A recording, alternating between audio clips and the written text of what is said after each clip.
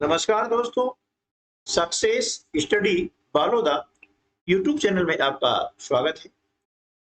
अर्धवार्षिक परीक्षा 2024-25 के अंतर्गत कक्षा 8 विषय गणित का प्रश्न पत्र किस प्रकार से आएगा, उसका स्वरूप कैसा होगा, इन सब बातों की जानकारी हम इस वीडियो में प्राप्त करने वाले हैं।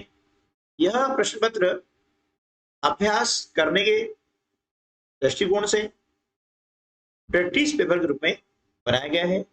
यह है सेट ए।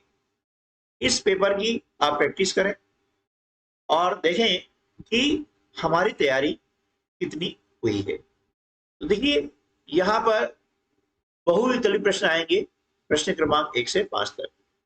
प्रत्येक प्रश्न 1 अंक का होगा। पहला प्रश्न है, 2/3 की समतुल्य परिमेय संख्या कौन सी है? ठीक है, कोई भी भिन्न है उसकी हमें समतुल्य परिमेय संख्या याद करनी है ना। तो क्या करेंगे, जो भी परिमेय संख्या आपको दी गई है, जैसे 2/3 दी है, इसके अंश में हम 2 को गुणा करते हैं, तो हर में भी 2 का गुणा करते हैं, यानी अंश और हर दोनों में समान संख्या का या समान राशि का गुणा किया जाता है। तो कितना हो जाएगा, 2 दूनी 4 और 2 तिया 6, यानी 2/3 की समतुल्य परिमेय संख्या कौन सी होगी? 4/6। दूसरा प्रश्न है, संपूर्ण और उसके एक भाग को दर्शाने वाला आलेखीय निरूपण है। ए आयत चित्र, बी दंड आलेख, सी रैखिक आलेख, डी पाई चार्ट। तो संपूर्ण और उसके एक भाग को दर्शाने वाला जो आलेखीय निरूपण है वह है पाई चार्ट। तीसरा प्रश्न है, किसी चतुर्भुज के चारों अंतः कोणों का योग होता है। ए 180 डिग्री, बी 270 डिग्री, सी 300 डिग्री, डी 360 डिग्री। तो किसी भी चतुर्भुज के चारों अंतः कोणों का योग होता है कितना? 360 डिग्री। प्रश्न 4, किसी संख्या के इकाई का अंक 4 या 6 हो तो उसकी वर्ग संख्या के इकाई का अंक क्या होगा? वो होगा 6। तो 4 का वर्ग करते हैं 16 आता है, 16 इकाई स्थान 6 होगा। 6 का वर्ग करते हैं 36 आता है, तो 36 में भी इकाई स्थान 6 होता है। प्रश्न क्रमांक 5, 512 घन सेंटीमीटर आयतन वाले घन की एक भुजा की माप कितनी होगी? ये होगी 8 सेंटीमीटर, क्योंकि यहाँ पर हम 512 का घनमूल निकालेंगे, है ना, क्योंकि यहाँ पर आयतन दिया हुआ है और हमें घन की भुजा ज्ञात करनी है। इसके बाद है प्रश्न क्रमांक 6 से 10 तक आप पाएंगे रिक्त स्थान वाले प्रश्न, और ये प्रश्न भी प्रत्येक प्रश्न 1 अंक का होगा। छठा प्रश्न है, बट्टा बराबर खाली स्थान दिया हुआ है, ऋण विक्रय मूल्य। तो यहाँ पर आ जाएगा अंकित मूल्य। जब अंकित मूल्य में से विक्रय मूल्य हम माइनस करते हैं तो हमें क्या मिल जाता है? बट्टा। बट्टा यानी छूट, जिसे डिस्काउंट भी कहते हैं, है ना। तो छूट बोले या बट्टा बोले, ठीक है ना। प्रश्न क्रमांक 7 है, जिस समीकरण में प्रयोग किए गए चर की अधिकतम घातांक 1 होती है उसे समीकरण कहते हैं, उसे हम कहते हैं रैखिक समीकरण। क्या बोलेंगे? रैखिक समीकरण। प्रश्न 8, किसी बहुभुज के बाह्य कोणों के मापों का योग होता है, कितना होता है?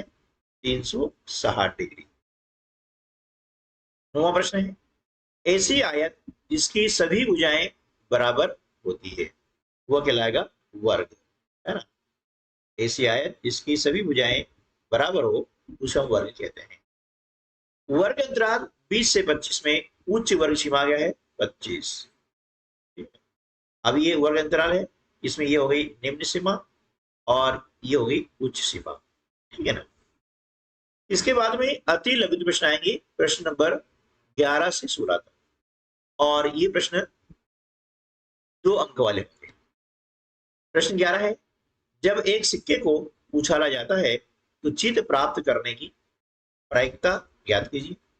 प्रश्न 12 -13/17 गुणा कोष्टक में -2/7 कोष्टक बंद बराबर -2/7 गुणा -13/7 के अंतर्गत उपयोग किए गए गुणधर्म यानी गुण का नाम लिखिए। यानी इस प्रश्न में किस गुण का उपयोग किया गया है। तो अब देख रहे हैं कि दोनों तरफ संख्याएं एक जैसी हैं, लेकिन उसका क्रम बदल दिया गया है। तो यहाँ पर क्रम विनिमेयता जो गुण है उसका प्रयोग किया गया है। ठीक है, तो यहाँ पर क्या आएगा, क्रम विनिमेयता। प्रश्न 13 है 3x बराबर 2x धन 18 में x का मान ज्ञात कीजिए, है ना। यहाँ पर समान राशियों का हम पक्षांतर कर देंगे और x का मान ज्ञात कर लेंगे। ठीक है ना। प्रश्न क्रमांक 14 2/3 को प्रतिशत रूप में लिखिए। प्रश्न 15 है 5 सेंटीमीटर भुजा वाले घन का आयतन ज्ञात कीजिए। प्रश्न क्रमांक 16 आप देख रहे हैं यहाँ पर एक आकृति दी गई है। इस आकृति में बाह्य कोण दिए गए हैं यानी बहिष्कोण, और यहाँ पर x डिग्री दिया हुआ है। इसका हमें मान ज्ञात करना है। इसके बाद में आएंगे लघु उत्तरीय प्रश्न, प्रश्न क्रमांक 17 से 22 तक, और प्रत्येक प्रश्न होगा 3 अंक का। इसके अंतर्गत प्रश्न क्रमांक 17 एक समबहुभुज की कितनी भुजाएं होगी यदि एक बाह्य कोण का माप 45 डिग्री हो। इस प्रश्न को आप अच्छे से कर लीजिएगा, ये प्रश्न बहुत ही महत्वपूर्ण है। अब 45 डिग्री है, इसके स्थान पर आप अभ्यास करने के लिए 24 डिग्री भी कर सकते हैं, है ना। उसके बाद में 30 डिग्री कर सकते हैं और इसका आप अभ्यास करेंगे तो ये प्रश्न बहुत आसानी से हल हो जाएगा। प्रश्न क्रमांक 18 है समीकरण हल कीजिए।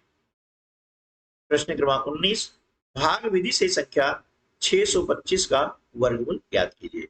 इन सभी प्रश्नों के हल हमारे चैनल पर उपलब्ध है, जिन्हें आप कक्षा 8 का जो गणित है उसके अंतर्गत दे सकते हैं।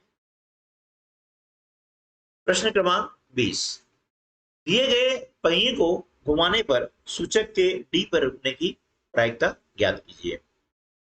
प्रश्न क्रमांक 21 है समांतर चतुर्भुज PQRS का परिमाप ज्ञात कीजिए। यहाँ पर RS भुजा आपको दी है 12 सेंटीमीटर और S की भुजा दी है 7 सेंटीमीटर। अब इसका हमें आपको परिमाप ज्ञात करना है। प्रश्न क्रमांक 22 है ज्ञात कीजिए। यहाँ पर दिया हुआ है ऋण 4/5 गुणा 3/7 गुणा 15/16 गुणा ऋण 14/9। इसे आपको हल करना है, सरल करना है। इसके बाद में दीर्घ उत्तरीय प्रश्न होंगे प्रश्न क्रमांक 23 से 26 तक, और इन प्रश्नों का जो अंक अधिभार होगा वो होगा 5, यानी ये प्रश्न 5 अंक के होंगे। प्रश्न क्रमांक 23 है 525 में कम से कम कितना जोड़ा जाए कि पूर्ण वर्ग संख्या प्राप्त हो जाए। प्रश्न क्रमांक 24 है किसी समांतर चतुर्भुज के दो आसन्न कोणों का अनुपात 3:2 है। समांतर चतुर्भुज के सभी कोणों की माप ज्ञात कीजिए। प्रश्न क्रमांक 25 निम्न समीकरण को सरल रूप में बदलते हुए हल कीजिए। 3 कोष्टक में t ऋण 3 कोष्टक बंद बराबर 5 कोष्टक में 2t धन 1 कोष्टक बंद। इसे हल करना है सरल करते हुए। प्रश्न क्रमांक 26 है 45,000 रुपए पर 12% वार्षिक ब्याज की दर से 5 वर्ष के चक्रवृद्धि ब्याज और साधारण ब्याज का अंतर ज्ञात कीजिए। दोस्तों 3 प्रश्न हैं अभ्यास के लिए हैं, प्रैक्टिस प्रश्न पत्र है, इनकी आप प्रैक्टिस करें, और इनमें से यदि किसी प्रश्न को हल करने में कठिनाई महसूस हो रही है तो आप कमेंट्स जरूर करें, उसका वीडियो हम आपको उपलब्ध करवा देंगे। वैसे इन सभी प्रश्नों की वीडियो हमारे चैनल पर उपलब्ध है। तो मिलते हैं अगले वीडियो में, तब तक के लिए नमस्कार, जय हिंद।